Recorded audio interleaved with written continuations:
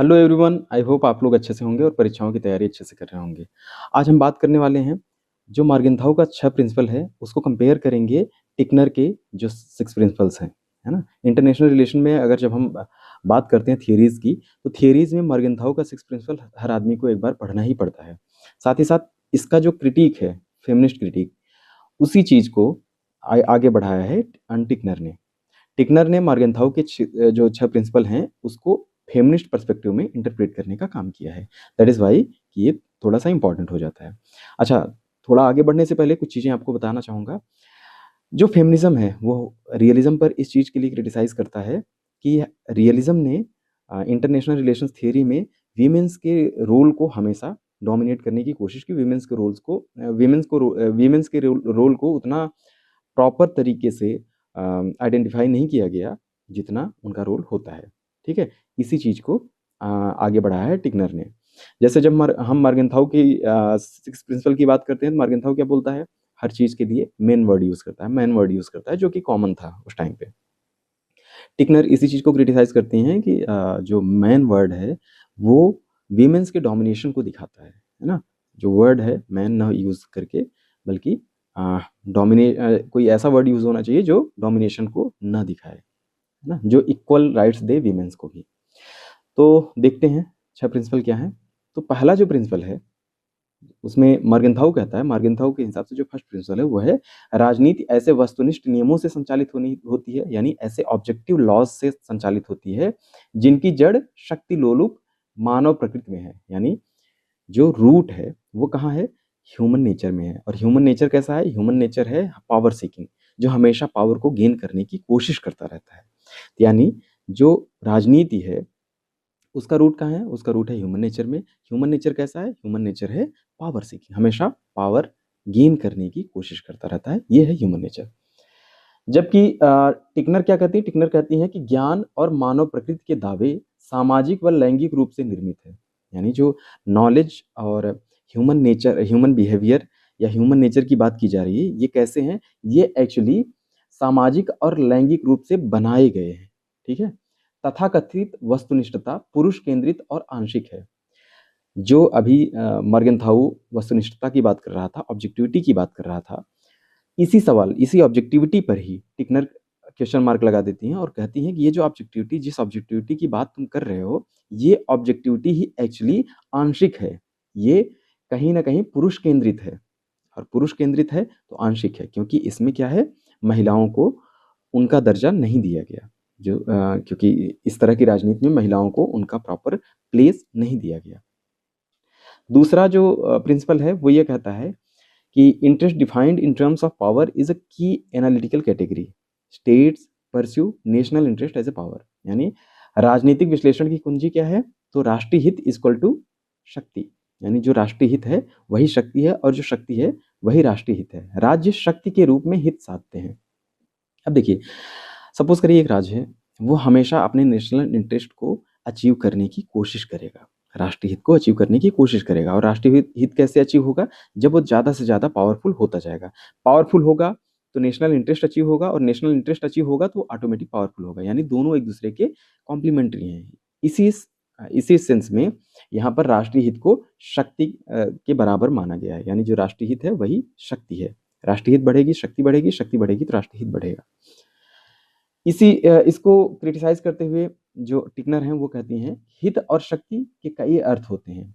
देखिए, वीमेन्स की अगर हम पावर की बात करें, तो हम समाज में देखते हैं कि वीमेन क्या बाहर जाके काम करती हैं क्या? नहीं, बल्कि वो क्या करती हैं? घर में सहयोग करती हैं, घर में देखभाल करती हैं, बुजुर्गों का, बच्चों का, इन सब की देखभाल करती हैं, जिसके लिए उन्हें प्रॉपर रिकॉग्निशन नहीं मिलता।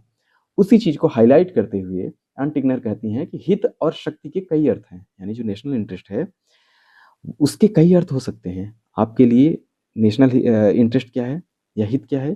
पावर पाना। पावर पाना ही हित है। लेकिन हित के भी कई अर्थ हो सकते हैं। हो सकता है पावर के अलावा भी कुछ हित हों, और शक्ति के भी कई अर्थ हो सकते हैं।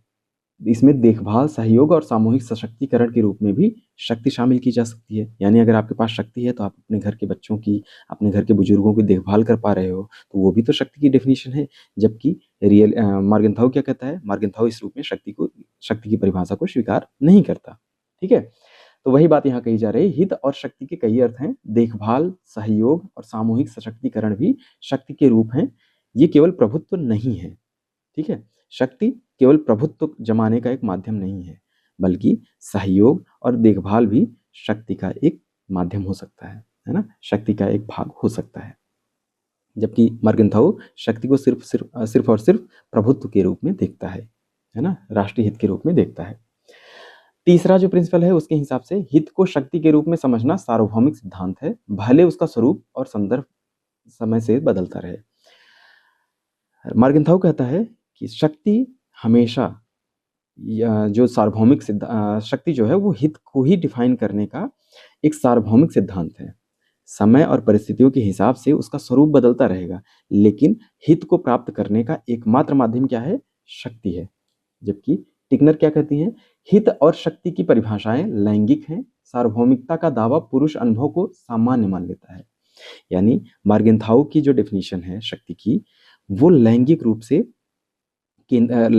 पुरुषों को ज़्यादा इंपॉर्टेंस देती है। और अगर हम इसको सार्वभौमिक मान लेते हैं तो ये सिर्फ और सिर्फ पुरुष के अनुभवों पर केंद्रित है। ये सार्वभौमिक कब है? जब ये पुरुष के अनुभवों पर ही केंद्रित है ना? और इसी को सामान्य मान लिया जाए, तब ये सार्वभौमिक बन जाता है, अदरवाइज ये सार्वभौमिक नहीं है। तो बेसिकली टिकनर यहाँ क्रिटिसाइज कर रही हैं कि जो हित है, हित को प्राप्त करने का एक माध्यम अगर हम शक्ति मानते हैं, तो कहीं ना कहीं ये पुरुष प्रधानता को स्वीकार करने के जैसे होगा। ठीक है? क्योंकि इसमें सहयोग और क्या कहते हैं, केयर, देखभाल, इन सबको इग्नोर किया जा रहा है। अगला प्रिंसिपल है सार्वभौमिक नैतिक सिद्धांतों को सीधे राज्य व्यवहार पर नहीं लगाया जा सकता। राजनीति में विवेक सर्वश्रेष्ठ गुण है।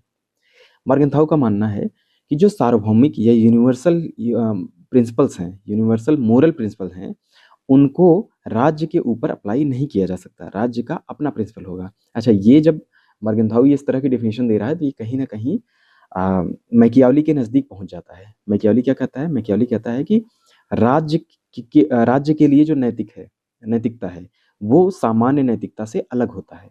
ठीक है? राज्य के लिए वही नैतिकता है जो राज्य के हित को पूरा करता हो, यानी राज्य की सिक्योरिटी, सेफ्टी और सर्वाइवल को पूरा करता हो, वही राज्य का हित है, ऐसा मैकियावली मानता था। और यही चीज यहाँ पर एक्सेप्ट की जा रही है कि सार्वभौमिक नैतिक सिद्धांतों को सीधे राज्य के बिहेवियर पर या राज्य के ऊपर नहीं लगाया जा सकता, बल्कि राजनीति में विवेक सर्वश्रेष्ठ गुण है। विवेक के अनुसार जो कार्य होगा वही क्या होगा? वही नैतिक नियम होगा। ठीक है? राज्य अपने विवेक यूज करके अपने नैतिक नियम को समय समय पर डिफाइन करता रहेगा। ठीक है? जबकि टिकनर क्या कहती हैं? नैतिकता और केयर को बाहर नहीं रखा जा सकता। इनका ये मर्गेंथाउ क्या कहता है? नैतिकता को बाहर रखना है, नैतिकता राज्य के ऊपर लागू नहीं होता। जबकि टिकनर कहती हैं नैतिकता और देखभाल को, इसको राज्य से बाहर नहीं रखा जा सकता। न्यायपूर्ण सुरक्षा समझ में ही केंद्रित है। यानी जो न्यायपूर्ण सुरक्षा है वो समझ के आधार पर ही केंद्रित है। जो समझ है, केयर है ना, एक दूसरे का देखभाल करना है, वो सारी चीजें नैतिकता के दायरे में आती हैं और ये सब मिलके राज्य को शक्तिशाली बनाते हैं। तो राज्य से बाहर तो नैतिकता नहीं रखा जा सकता, क्योंकि नैतिकता को बाहर रखने का मतलब है राज्य को आप सिर्फ एक नजरिए से देख रहे हो। वो कौन सा नजरिया है? पुरुष सत्ता, है ना, महिलाओं के ध्यान से आप राज्य को नहीं देख रहे हो। उसी चीज को क्रिटिसाइज करते हुए टिकनर ने ये वाला प्रिंसिपल दिया है। अगला प्रिंसिपल है no state can identify its moral aspiration with universal moral laws. यानी कोई भी राज्य अपने नैतिक आदर्शों को विश्वव्यापी नैतिक नियम नहीं मान सकता। यानी किसी भी राज्य का जो नैतिक आदर्श है वो विश्वव्यापी नैतिक नियम नहीं हो सकता। नैतिकता के नाम पर शक्ति राजनीति चलती है। ठीक है? ये मर्गेंथाउ क्या कहते हैं? जो शक्ति की राजनीति है वो नैतिकता के नाम पर चलती है। ठीक है? राज्य अपना कोई भी एक विश्वव्यापी नैतिक नियम नहीं आइडेंटिफाई कर सकता जो कि हर जगह लागू हो। यानी समय और परिस्थिति के हिसाब से नैतिकता का मूल्य बदलता रहता है, क्योंकि राजनीति जो है वो नैतिकता के ऊपर चलती है, नैतिकता के नाम पर चलती है, नैतिकता के ऊपर नहीं, नैतिकता के नाम पर चलती है। तो ऐसे में नैतिकता राजनीति के हिसाब से बदलती रहती है, ठीक है? तो जब नैतिकता राजनीति के हिसाब से बदलती रहेगी तो क्या कोई सार्वभौम नैतिक मूल्य हो सकता है क्या? तो नहीं हो सकता, ठीक है? जबकि टिग्नर का मानना है कि राष्ट्रीय हित दरअसल किनकी सुरक्षा और हितों को प्राथमिकता देता है, यह लैंगिक और सामाजिक सामाजिक रूप से असमान होता है। जो राष्ट्रीय हित यहाँ डिफाइन किया था मॉर्गेनथाउ ने, उसी चीज को क्रिटिसाइज करते हुए टिग्नर कहते हैं कि राष्ट्रीय हित यानी जो नेशनल इंटरेस्ट है, ये दरअसल किनकी सुरक्षा, किन लोगों की सुरक्षा की बात कर रहा है और किसके हितों की प्राथमिकता दे रहा है, यह लैंगिक और सामाजिक रूप से हमेशा असमान होता है। यानी जो समाज में लैंगिक रूप से डिवीजन है, एक पुरुष प्रधान सोसाइटी हो गई, एक पुरुषों की सोसाइटी हो गई, एक महिलाओं की सोसाइटी हो गई, समाज में ये लैंगिक डिवीजन है। तो जो राष्ट्रीय हित है वो हमेशा पुरुष प्रधान समाज का फेवर करता है। पुरुषों के हिसाब से राजनीति चलती है, उन्हीं के हिसाब से राष्ट्रीय हित होगा, ठीक है? उन्हीं के हिसाब से हित डिफाइन किया जाएगा और उन्हीं के हिसाब से शक्ति को डिफाइन किया जाएगा। तो इन सारे आर्गुमेंट में हम देखें तो पुरुष प्रधान सोसाइटी ने नैतिकता, राष्ट्रीय हित, शक्ति इन सबको अपने हिसाब से डिफाइन किया है और इसी पर अटैक करते हुए इन्होंने अपना प्रिंसिपल दिया है टिकनर ने, ठीक है? अगला प्रिंसिपल है राजनीति को नैतिकता, विधि और अर्थशास्त्र से अपेक्षाकृत स्वायत्त क्षेत्र माना जाता है। अंतर्राष्ट्रीय राजनीति मूलतः शक्ति का संघर्ष है। अब राजनीति को मॉर्गेनथाउ क्या कहता है? नैतिकता से अलग मानता है, विधि और अर्थशास्त्र से अपेक्षाकृत स्वायत्त माना है और अंतर्राष्ट्रीय राजनीति का मूल किस में माना है? वो माना है शक्ति के लिए जो संघर्ष होता है उसमें अंतर्राष्ट्रीय राजनीति का मूल माना है। यानी क्या क्या कहा? राजनीति जो है नैतिकता से अलग है, ठीक है, पूरी तरीके से। विधि और अर्थशास्त्र से भी अपेक्षाकृत स्वायत्त क्षेत्र है, यानी राजनीति विधि और अर्थशास्त्र से एक स्वायत्त क्षेत्र है ना, इसका उससे लेना देना नहीं है। साथ ही अंतर्राष्ट्रीय राजनीति का मूल क्या है? वो है शक्ति संघर्ष, शक्ति के लिए जो संघर्ष निरंतर होता रहता है। जैसा कि हॉब्स अपने स्टेट ऑफ नेचर में मानता है कि शक्ति के लिए हमेशा संघर्ष होता रहता है स्टेट ऑफ नेचर में, क्योंकि सिचुएशन ऑफ एनार्की थी, एनार्की या अराजकता का माहौल था। अंतर्राष्ट्रीय राजनीति पर जब हम देखते हैं तो वहाँ पर भी हमें अराजकता का माहौल देखने को मिलता है। उसी चीज़ को यहाँ पर हाईलाइट करते हुए जो मॉर्गेनथाउ है वो मानता है कि ये सारी चीज़ें अलग हैं। राजनीति क्या है? शक्ति के लिए संघर्ष है, ठीक है? टिकनर क्या कहती है? टिकनर कहती हैं कि राजनीति को लैंगिक, सामाजिक और आर्थिक संरचनाओं से अलग नहीं किया जा सकता, बल्कि इसको सामाजिक, आर्थिक और लैंगिक इन तीनों संदर्भों के साथ देखा जा सकता है या समझा जा सकता है। सुरक्षा को केवल राज्य नहीं, मनुष्य और वैश्विक स्तर पर समझना होगा। ये कहती हैं कि जो सिक्योरिटी है वो ऐसा नहीं कि सिर्फ स्टेट की सिक्योरिटी की बात होनी चाहिए, बल्कि स्टेट में रहने वाले हर तबके के मनुष्य को भी ध्यान में रखते हुए डिफाइन करने की आवश्यकता है। यानी अगर एक राज्य सुरक्षित है लेकिन उसके अंदर रहने वाला नागरिक सुरक्षित नहीं है, तो क्या वह राज्य सुरक्षित माना जा सकता है? नहीं, क्योंकि राज्य में रहने वाला कोई नागरिक ही सुरक्षित नहीं है, तो वेलफेयर कैसे हो सकता है? बेहतर हम एक राजनीति कैसे कर सकते हैं? उसी चीज़ को हाईलाइट करते हुए कहती है मनुष्य और वैश्विक स्तर पर सुरक्षा की डेफिनेशन को हमें समझना होगा और साथ ही लैंगिक और सामाजिक आर्थिक संरचनाओं से राजनीति को अलग नहीं किया जा सकता, लेकिन राजनीति को एक्चुअली इन्हीं संदर्भों में भी समझा जा सकता है कि समाज कैसा है, उसमें लैंगिक विभेद कैसा है, इन सबको समझते हुए हम आगे बढ़ सकते हैं। तो ये थे मॉर्गेनथाउ और टिकनर के जो कंपैरिजन था। थोड़ा सा कुछ पॉइंट्स हैं, समझ लेते हैं। ह्यूमन नेचर, लॉज और पावर के बारे में क्या मानना है? तो मॉर्गेनथाउ जो है ह्यूमन नेचर को इनहेरेंटली पावर सीकिंग मानता है ना? मॉर्गेनथाउ क्या कहता है? ह्यूमन नेचर कैसा है? वो सिर्फ और सिर्फ पावर सीकिंग है। इसी से ऑब्जेक्टिव लॉ और पावर पॉलिटिक्स की स्थिति निकलती है। यानी पावर सीकिंग मैन हमेशा शक्ति प्राप्त करने की कोशिश करेगा, तो यही शक्ति प्राप्त करने की इच्छा अंतर्राष्ट्रीय राजनीति में एक ऑब्जेक्टिव लॉ का निर्माण करती है और यही फिर पावर पॉलिटिक्स बन जाता है यहीं से, है ना? क्योंकि शक्ति के लिए हमेशा संघर्ष ही पावर पॉलिटिक्स है। उनके लिए राजनीति मनुष्य स्वभाव से प्रतियोगी और प्रभुत्व उन्मुख है। यानी मनुष्य कैसा है? स्वभावतः एक दूसरे से कंपटीशन की भावना रखता है और इसी वजह से उनके अंदर प्रभुत्व रखने या शक्ति प्राप्त करने की लालसा जागृत होती है। इसीलिए शक्ति संघर्ष हमेशा चलता रहेगा और ये अपरिहार्य है, इसको किसी भी कारण से टाला नहीं जा सकता। जबकि टिकनर का क्या मानना है? टिकनर कहती हैं कि यह ह्यूमन नेचर कॉन्सेप्ट खुद एक हिस्टोरिकल मेल एक्सपीरियंस से बना आइडियल है। यानी जो ह्यूमन नेचर है, ये मेन या मेन के एक्सपीरियंस से बनाया गया एक कॉन्सेप्ट है, जिसमें सिर्फ पुरुषों के बातों को ही ध्यान में रखा गया है। जो ये जिस कॉन्सेप्ट की बात की जा रही है, ये जो निष्पक्ष दिखता है, यह मॉडल स्त्रियों, देखभाल, निर्भरता और भावनात्मक श्रम के अनुभवों को अदृश्य बना देता है।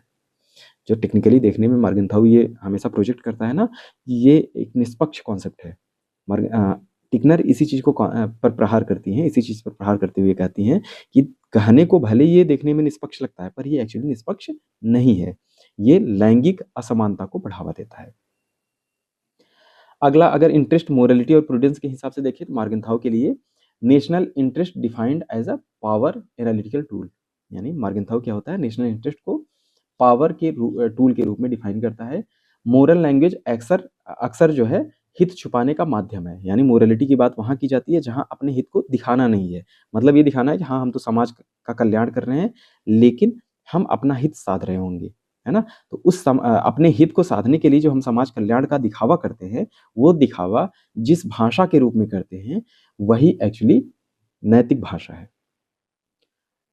व्यवहारिक विवेक का अर्थ है शक्ति संतुलन और राष्ट्रीय हित को ध्यान में रखकर नैतिक दावों को परखा जाए। यानी जब विवेक को व्यवहारिक रूप में यूज किया जाता है, तो वहाँ क्या होता है? शक्ति के संतुलन को बरकरार रखा जाता है और राष्ट्रीय हित को ध्यान में रखकर नैतिक दावों को परखा जाता है। जबकि टिकनर का क्वेश्चन करती हैं इस चीज पे कि भाई, जो तुम इंटरेस्ट की बात कर रहे हो, जो हित की बात कर रहे हो, ये हित है किसका? यानी हुज इंटरेस्ट, हुज प्रूडेंस, हित किसका है? और जिस विवेक की बात कर रहे हो, वो विवेक यूज कौन कर रहा है? तो सवाल है एक्चुअली मार्गेंथाउ के जो प्रूडेंस की बात हो रही है, मार्गेंथाउ जो विवेक की बात कर रहा है, वो विवेक कौन यूज कर रहा है? पुरुष यूज कर रहे हैं। और जिस इंटरेस्ट की बात मार्गेंथाउ कर रहा है, वो इंटरेस्ट एक्चुअली पुरुष प्रधान समाज के हित को दर्शाता है। अब इसी चीज को आगे बढ़ाते हुए इन्होंने कहा कि हित की परिभाषा ही लैंगिक है, तो विवेक भी स्टेटस को रखने वाली बन जाती है, परिवर्तन का साधन नहीं, है ना? यानी हित क्या है? हित लैंगिक है, यानी लैंगिक विभेद से प्रभावित है, जो लैंगिक विभेदता को दिखाता है। तो ऐसे में विवेक जो होगा, वो जस का तस सिचुएशन को बढ़ावा देगा, वो कोई भी परिवर्तन नहीं लाएगा जिससे कि लैंगिक समानता समाज में स्थापित की जाए। तो अब समाज में समानता नहीं होगी तो ये परिवर्तन का साधन नहीं बन पाएगा। इसी चीज पर क्वेश्चन मार्क करती हैं कौन? टिकनर। अगला ऑप्शन है, अगला जो हेडिंग है जिसपे ये दोनों एक दूसरे से या टिकनर मार्गेंथाउ के कॉन्सेप्ट पे क्वेश्चन मार्क लगाती हैं, तो वो है autonomy of political versus gender structure, है ना? मार्गेंथाउ का मानना है कि पॉलिटिकल जो स्फेयर है, इस पर जोर देकर आईआर को एक विशिष्ट पावर सेंट्रिक विशेषज्ञता बनाई जा सकती है। लाइक इकोनॉमिक एक अलग डिसिप्लिन है, वैसे ही जो पॉलिटिकल स्फेयर है, उसको अगर हम पावर सेंट्रिक कॉन्सेप्ट पर ध्यान देंगे, तो ये एक अलग डिसिप्लिन बन जाएगा। इससे युद्ध, कूटनीति, शक्ति संतुलन जैसी ऊपर की राजनीति पर फोकस आता है। रोजमर्रा की हिंसा और असमानता हाशिए पर चली जाती है। टिकनर क्या कहती है? टिकनर दिखाती है कि यही विभाजन, यानी जो डिफरेंस क्रिएट किया गया है, जो विभाजन किया गया है, ये हाई पॉलिटिक्स वर्सेस लो पॉलिटिक्स जेंडर्ड है। यानी समाज में दो तबके के लोग हैं, जो पुरुष प्रधान है और जो स्त्रियों की बात करता है। तो जो पुरुष प्रधान है वो हाई पॉलिटिक्स सेंटर्ड है, जबकि स्त्रियों की जो बात हो रही है वो लो पॉलिटिक्स है। हाई पॉलिटिक्स अक्सर मैस्कुलिन कोडेड होती है, जिसमें वार और स्ट्रेटजी की बात की जाती है, जबकि लो पॉलिटिक्स फेमिनाइन कोडेड होती है, जिसमें केयर और वेलफेयर की बात की जाती है, यानी देख रेख और कल्याण की बात की जाती है। अगर हम लैंगिक दृष्टि से देखें तो घरेलू हिंसा, गरीबी, देखभाल का अधिकार भी सुरक्षा का ही हिस्सा है, पर पारंपरिक यथार्थवाद इन्हें नहीं देखता। यानी जो घरों में घरेलू हिंसा हो रही है, गरीबी है और देखभाल की जिम्मेदारी जो स्त्रियों पर लादी जा रही है, ये भी कहीं ना कहीं सुरक्षा का हिस्सा ही है। बिना सुरक्षा के ये इन सब को हम ध्यान में नहीं रख सकते, लेकिन पारंपरिक यथार्थवाद इस सुरक्षा को ध्यान में नहीं रखता। तो ये था कंपैरिजन मार्गेंथाउ और टिकनर का। आई होप कि आपको समझ में आया होगा। अगर कोई डाउट हो तो आप लोग कमेंट करके हमें बता सकते हैं।